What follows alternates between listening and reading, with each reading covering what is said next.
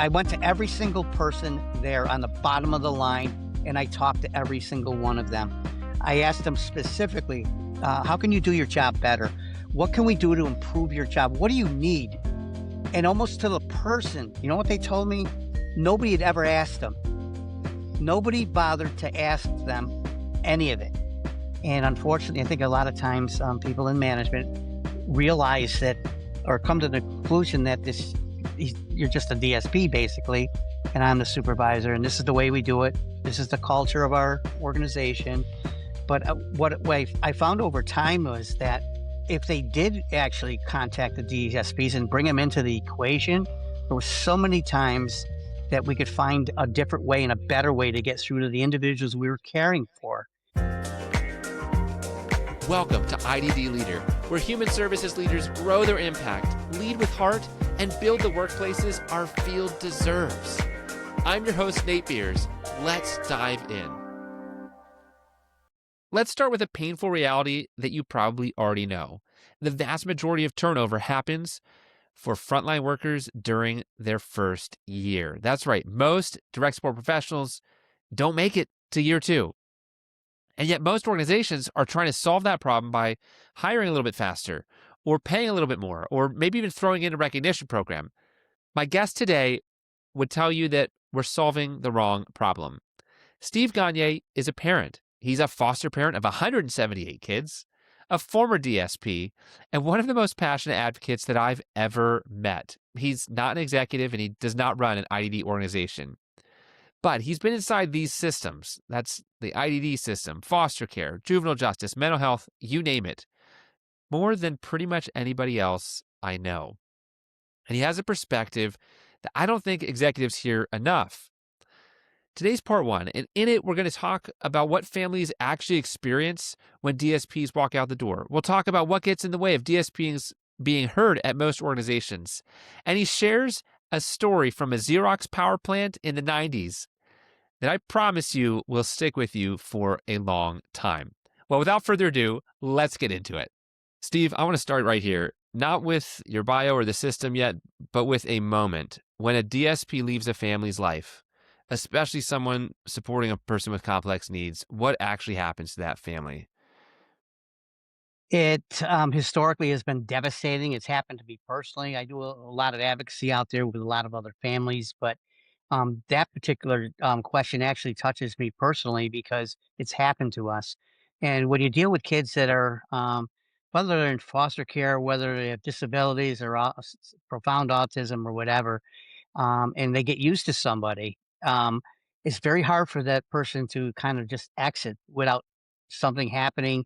And I call it like re-traumatizing the kid because they already have loss. They already have things going on and issues and things like that. And what happens is it's another person that may leave their life. And it's so important to hang on to DSPs. Absolutely. Now, I know you primarily with the hat of advocate. I also know that you've had, I think, if I might butcher the number, more than 100 kids that have come through your home through foster care, Yeah. foster parenting. But Sometimes I'm embarrassed to say it because there's so many, but and I hate to even say the number because people think it's we're counting coins here. We've had 178 kids come through our house, and the reason we know that is because nobody else does. Unfortunately, in the systems that I work in, when it comes in, it's not just foster care, it's juvenile justice, it's the disability world, the autism world, respite. These nobody knows how to track these kids after they leave somebody's house, and we always wanted to know where they were.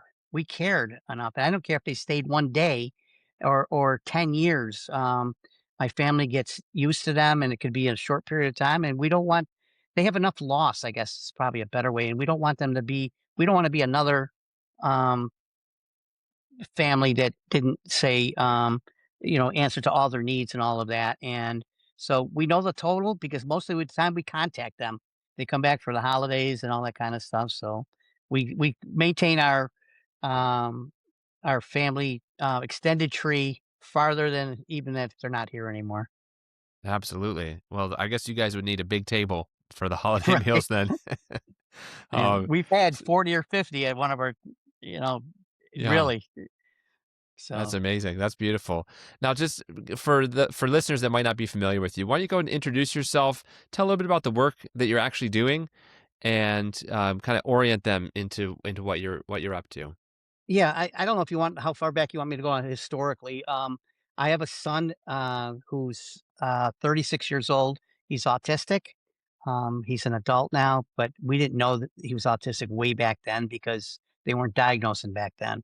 So we kind of had to. I had to really stand up and stand out to get services for him because we didn't know what it was, and it kind of laid the path for me for getting supports around him that helped, and it's made me a better advocate because I went through that.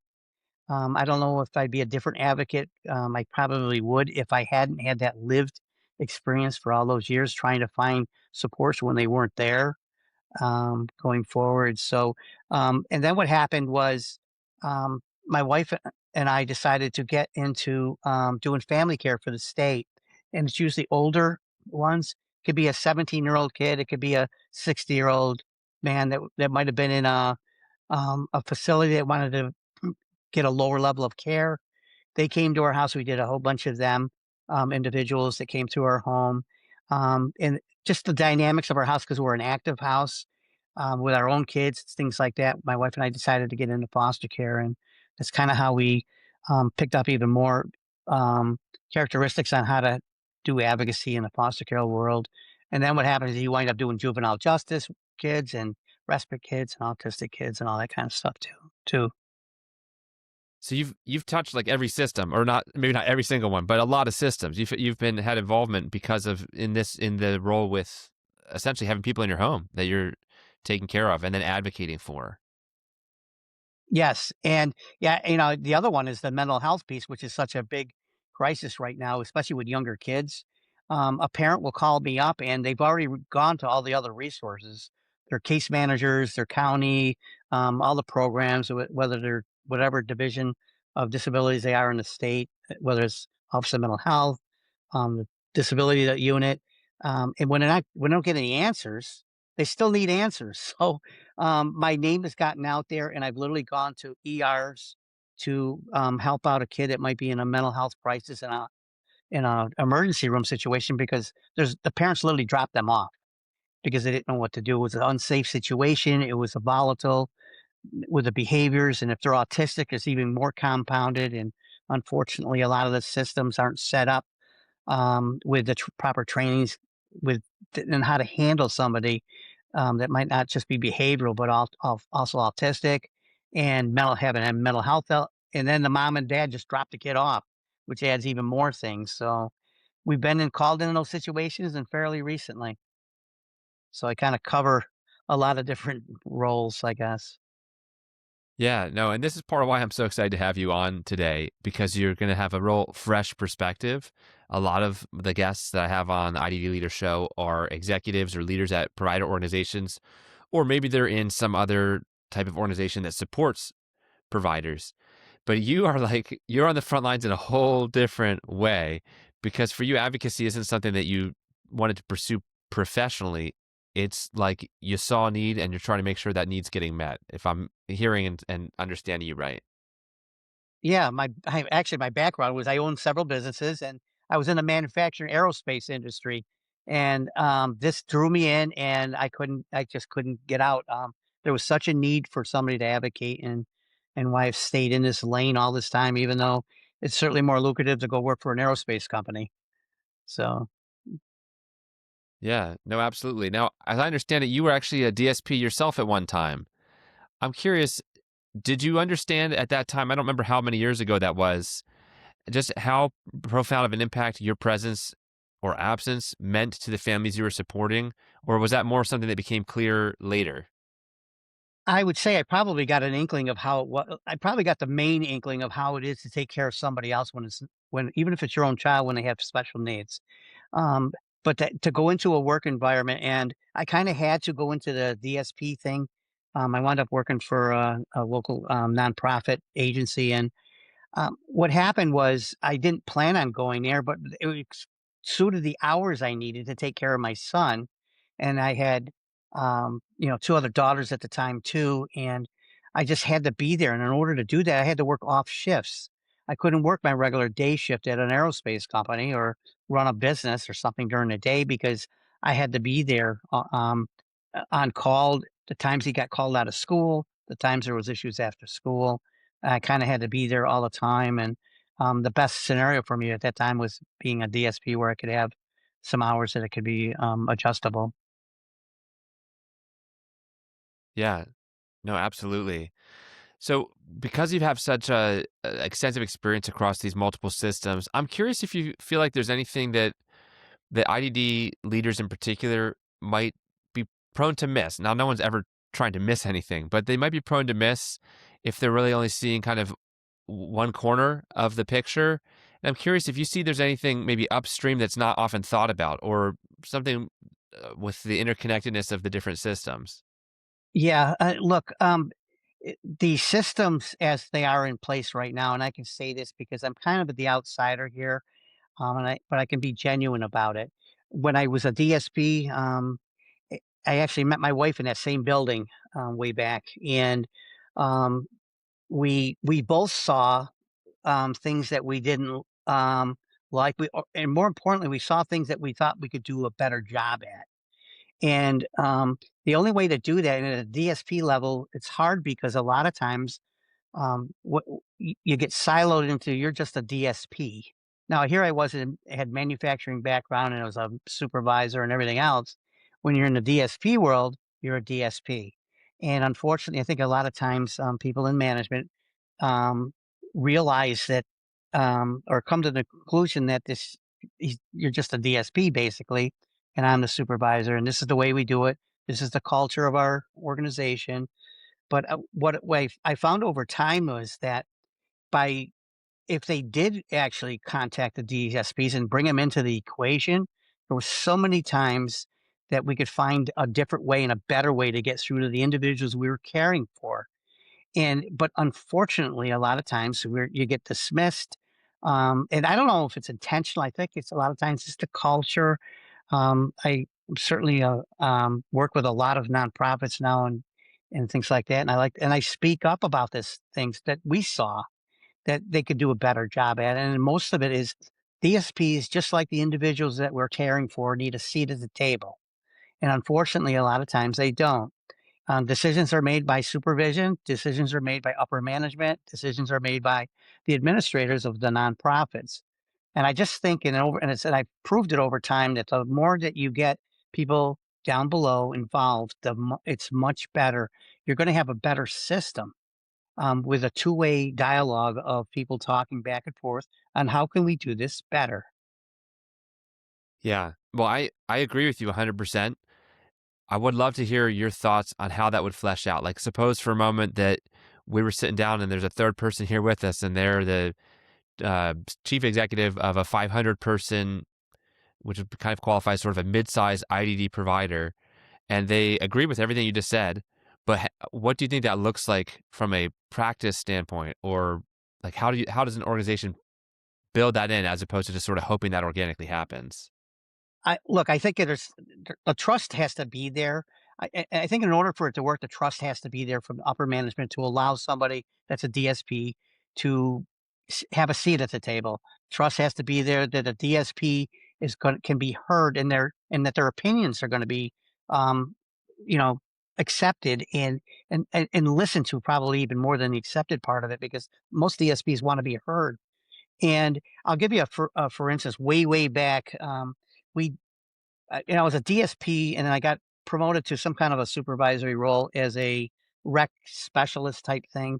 I like sports, so I was kind of a DSP slash rec specialist, and my job was to try and get these individuals into activities and things like that. The problem was these are young men and women, and they basically wanted them direct to be consisting of board game, which is okay once in a while, but it was strictly the same thing over and over and over again, or that their activities like for holidays was the same. They never knew what the holidays were, a lot of the individuals, because it was never any difference in the house. And I changed that, and look, you always get some static, but once supervision saw what happened, and trusted me that we could do things, we literally took people that were in wheelchairs sledding. And of course, we had to get okays from the medical part of it and stuff like that. But I still have those pictures, Nate, from those young adults who went sledding for the first time in their life. Now, look, we didn't go down one of the big some ski Right. hills or anything like that. It was like a little hill in the backyard, but it didn't matter because these people. Then what happens is, you know what happens? A lot of times the individual's behaviors drop because they're doing something they want. It's not coordinated. And there's no, they wanted some choice, and their choice was, you know what? I want to go outside with Steve and Jen and do that. And then the other time to bring another piece into it around the holidays, I set it up. I wound up working a shift on. I want to say I think it was Christmas, day, and when you're a DSP, you work those kinda hours, and it's difficult, um, but I gave up my, Christmas Day to go work, in this, IRA, and what happened was they were planning on doing it the same old way as like any other day, and nobody even though some of them knew, had the cognitive realize that, it was Christmas Day and that there was no mention of it, no decorations, no anything, and I went out and got a whole bunch of stuff. We decorated a place. The ones that were over 21, I put wine on the table, and not just that, but I invited their families that I that might see them once a year, if that, and I invited them, and they came. And Mm, doesn't one of the on-call supervisors come by when this is all? We're having dinner, like a Christmas dinner, like I would at my house, and they saw these individuals sitting there with their parents yet, and it blew them away, and you never know what's gonna happen because, they're in there, you don't, "Oh, I'm probably gonna get fired," and all that kinda stuff. I wound up a week later, I got they sent me a copy of the report, and I got this glowing report that all the Irish need to do what Steve just did. Now, what happened was, and the reason I bring it to the administrative level and the supervision level is because it takes somebody that's going to have trust in a DSP down below to say, you know what, let's see if we can do this. Well, of course, bring in safety, all that. Sometimes there's meds that can't mix with somebody having a teaspoon of a wine if they're 21 and they want to. Um, we did it, and it happened, and we got a positive result from that. Now, if I didn't say anything, that day would have been, just another day, and we tried to make it special, just like we did with the guys and girls that went down, that little hill on sleds. We just improved their quality of life.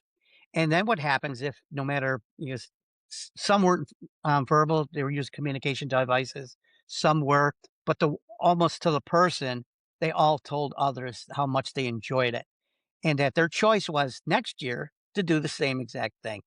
So, and I think that what the moral of the story is, you have to listen to your people down below, your DSPs, and they're the front line. To be honest with you, they're the hardest working people I think in some of these agencies, and a lot of times I don't know if they're treated accordingly. That how tough a job it is and how important that job is, and they get missed on, when they start handing out raises and things like that. And what I found is it isn't just the raises and the money that people stay there for. You get a quality DSP. You don't want to drive them out because the culture's bad. You don't want to drive them out because um, the house is run a certain way that is not family oriented or choice oriented. And it's interesting because all their training manuals all say, well, we want to give all our individuals choice, but then it doesn't happen. And I think it's important for anybody in a position of authority to be able to make those decisions and realize that everybody on that team, from a DSP all the way up to the CEO, all has a role to play, but they all should be listening to each other, and that means even the ones down below. Yeah, that's a really powerful point. Well, I love that story, but it's a powerful point about that. Im- there's a lot of talk of like empowering DSPs, but what fundamentally what that looks like is trust and enough space for them to make creative decisions, and not just. I mean, yeah, there's obviously a bunch of compliance boxes that they should be checking. You want to make sure your medication administration is working. Yeah, of course, all that stuff. But then there's like the human element or the game time decision elements, or in your case, you know, bringing the festivities right then and right there. And I think that's a very potent example of what it looks like that you had enough space to be able to make that decision. But interesting that you actually weren't sure what the reaction would be until after the fact. And now they chose to Right. celebrate it as they should, and that's great. But you didn't know that at the time, which is really I that's like I its didn't whole own know. moral of the story is in that as well. If you think about it, Nate, it's very telling that I would be unsure about making a decision that might be in somebody's best interest. And I think that we need to understand that I don't care how many letters are after your name, the people who do the work are down below, and you really shouldn't be discounting them when you're in that kind of a position. And as a, well, they're just a DSP.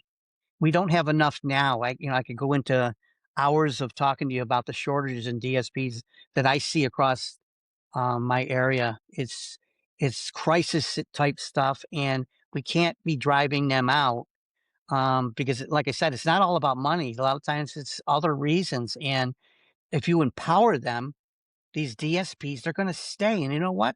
The good ones are then they're promotable, and you see a career path, and that's how you get them to stay. And you're not going to do that if you completely discount anything they think, because I've asked them, other DSPs, they either were afraid to speak up or they thought they thought they would get fired or they just weren't willing to take the risk.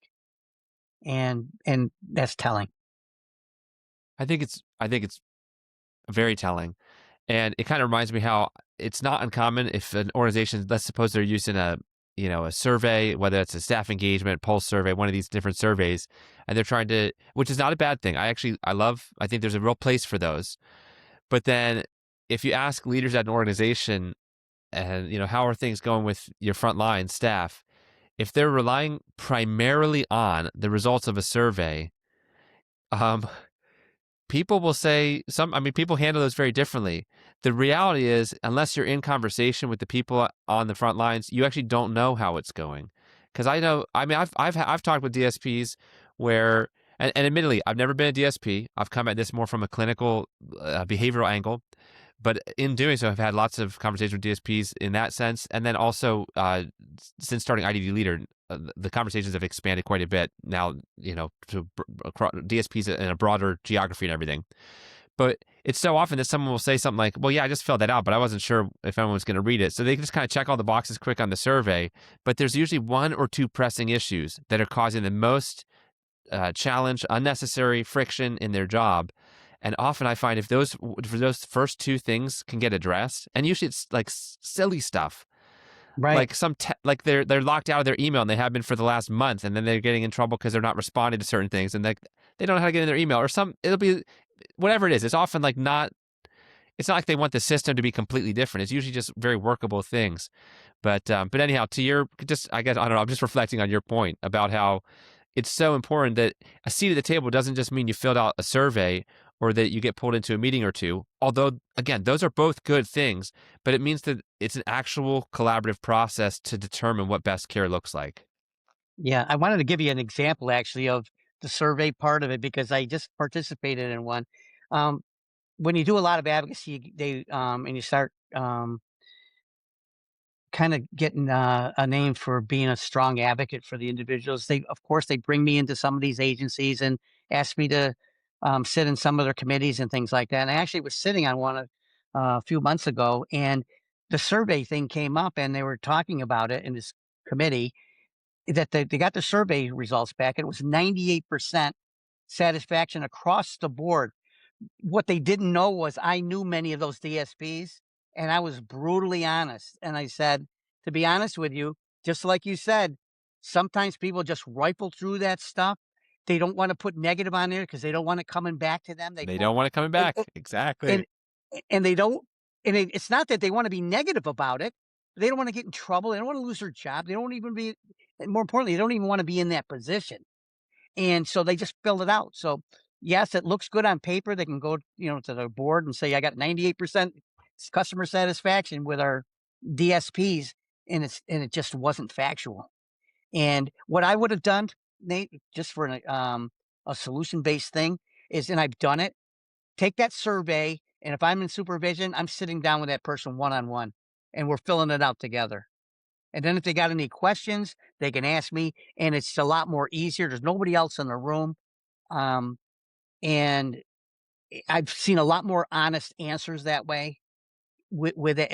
And once you get their trust that you care about them, they're gonna tell you. They're absolutely gonna tell you what they think they can do better, what they can think, how we can do all of this better. Yeah, absolutely. That leads right into in a previous conversation, you gave me the Xerox plant story. I think if I remember it was Xerox, but can you that just ties right in to what we're talking about. Can you share that story? Yeah. Yeah, I was working in my own business. I was working 6, 7 days a week as you do when you have your own business. And I got a call from a former colleague who happened to be a plant supervisor at the aerospace firm I had worked at. And he had um, contacted me because he says, Steve, I want to know if you'll come apply for this job. And I told him, Scott, I'm not looking for a job.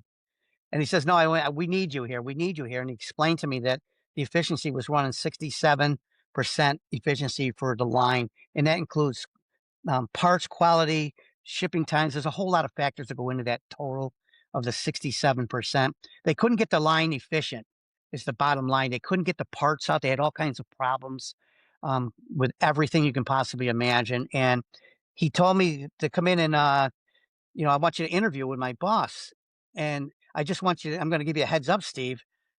He's probably not going to give you the job because he doesn't hire from the outside. So I'm getting all these negatives already. I wasn't even looking for a job. And then he says, hey, come on in and apply. I don't know if you're going to get it anyways.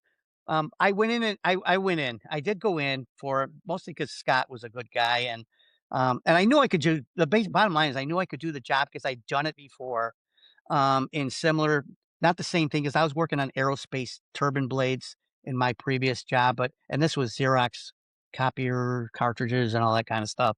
And I go in, the boss says, he mimicked what the other guy said. He says, I'm probably not going to hire you, but Scott went to bat for you for some reason and said, I should interview you. And he says, "I don't hire anybody from the outside." I said, "Yeah, I heard that." And they never had hired anybody from the outside because the few supervisors that moved up were all had started as employees and moved up that way, and I'm okay with that. But the bottom line is they were running 67% efficiency. That was the bottom line. And nobody in the building, they could get anybody in there. They had gone through supervisors a whole bunch that could help try and figure out what the problem was. And so, I told him, I says, "Look, Jim, with all due respect, I understand you don't hire from the outside. I understand that you probably don't want to hire me, but I'm willing to do this job for 2 weeks for nothing. And if I can't do this job, walk me right out to the door."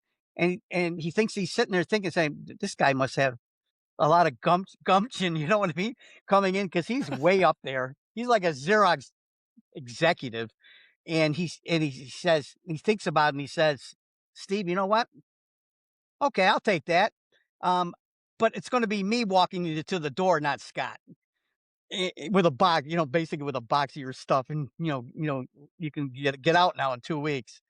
And I started that Monday, and for 2 weeks I went down and I bring it back to the DSP part of it. I decided to do what I normally do, and that's engage every single thing and every single person on that line that affected that part or that cartridge. It could be the suppliers, it could be the quality department, and more importantly, I went to every single station that was in there. It was a union shop, which it has its own set of trials and tribulations to try and get that because they're wondering who you are.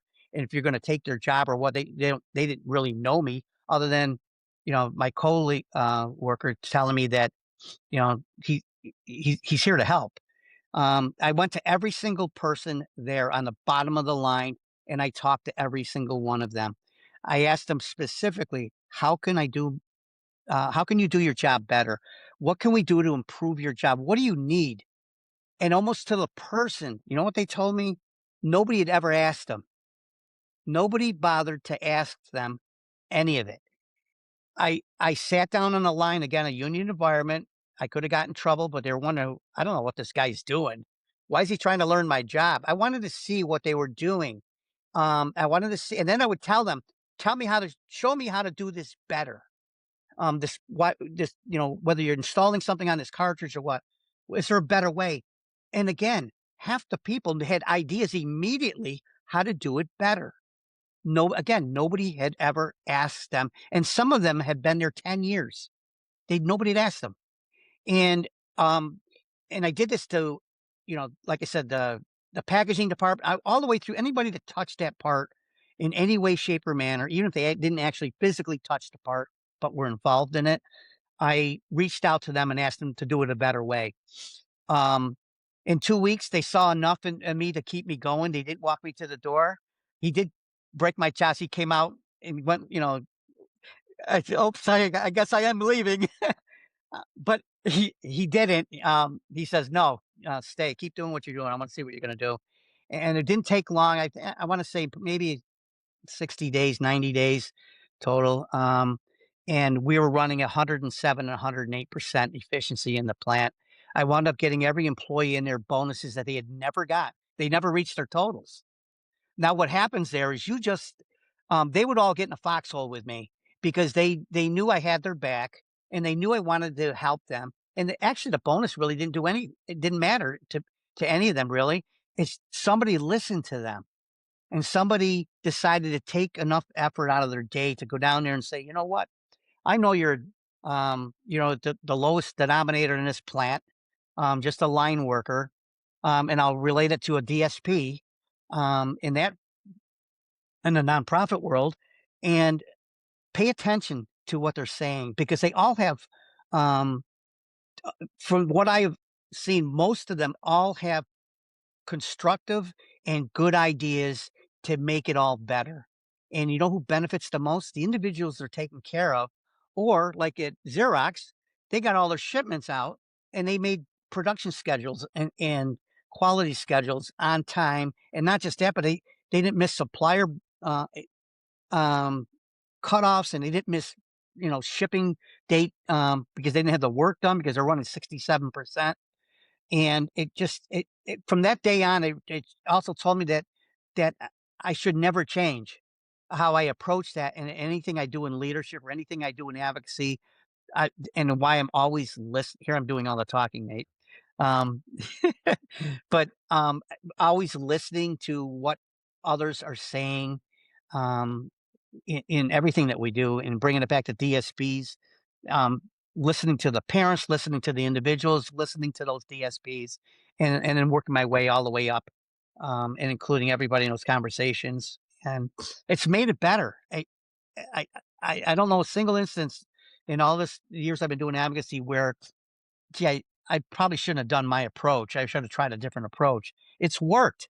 So I'm not going to change. So It's good. Well, there's no need to change.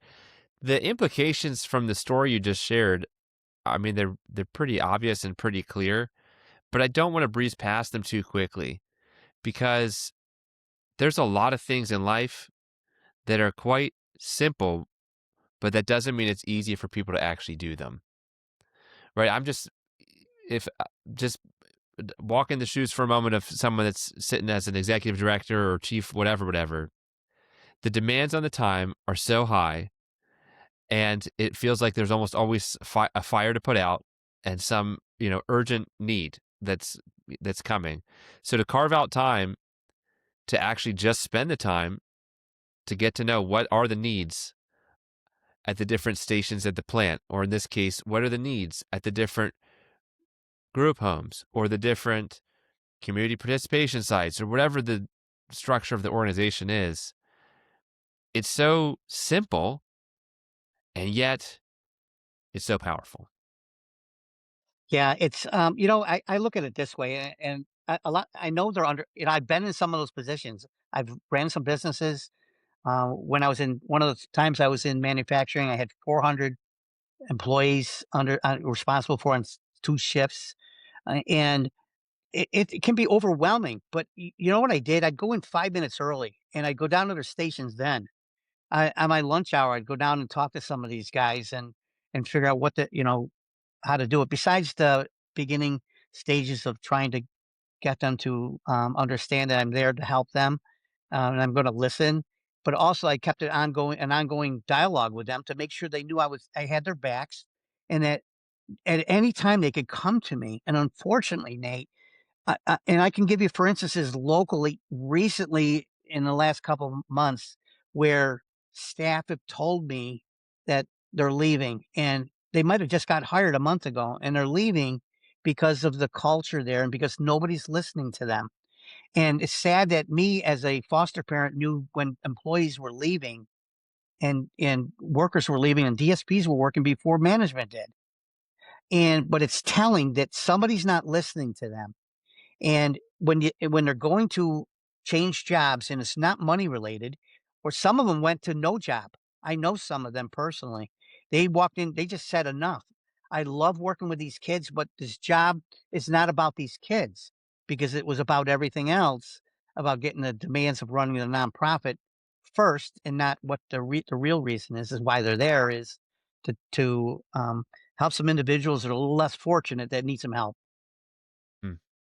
Gosh, it's like an adventure and missing the plot. You miss the whole point of, why they exist, and that's really sad, but it's telling, and but it also can be a spark to take action. And if someone's listening to this podcast, they already must have be sparked, because you don't just find this on accident, right? This is someone that's already dialed in to try to make a positive impact with their workforce, especially. Wow. Steve's Xerox story is going to stay with me for a while. 67% efficiency, supervisors cycling through. Nobody can figure it out. And then Steve walks in. He spends 2 weeks doing nothing but asking every single person on the line one question: how can we do your job better? And within 90 days, they're running at over 100% efficiency. And that's incredible. And it leads me to an action move. I always try to leave you with one action move that you could immediately implement. And this is the one for today. I want to encourage you, have one unscheduled, unagended conversation with a frontline staff member. Not about performance, not about compliance, and not about anything that's urgent. Just ask them this: what's one thing that's harder than it needs to be? That's it. One question, and see what comes back. And listen, if they raise their eyebrows, not even sure why you're talking to them, that's a good and a bad sign. It's a good sign that you're doing something that's caught their attention, but it might be a sign that maybe those conversations might need to be happening more than they have been. Now, this gets at building a culture where good conversations are happening, where staff are feeling engaged. And I have a resource that will help you in that journey. It's a PDF download that identifies 7 warning signs that your supervisors are accidentally burning out their staff and what to do about it. You can get this for free at iddleader.com/burnout. And I'd love to share it with you that way. Next week, we will cover part 2. That's where Steve's going to share about uh, what actually gets things done. In fact, he'll share with you how he helped a community center get built even after nearly every disability nonprofit turned him away. And they didn't even use any state or federal funding whatsoever. What? Okay.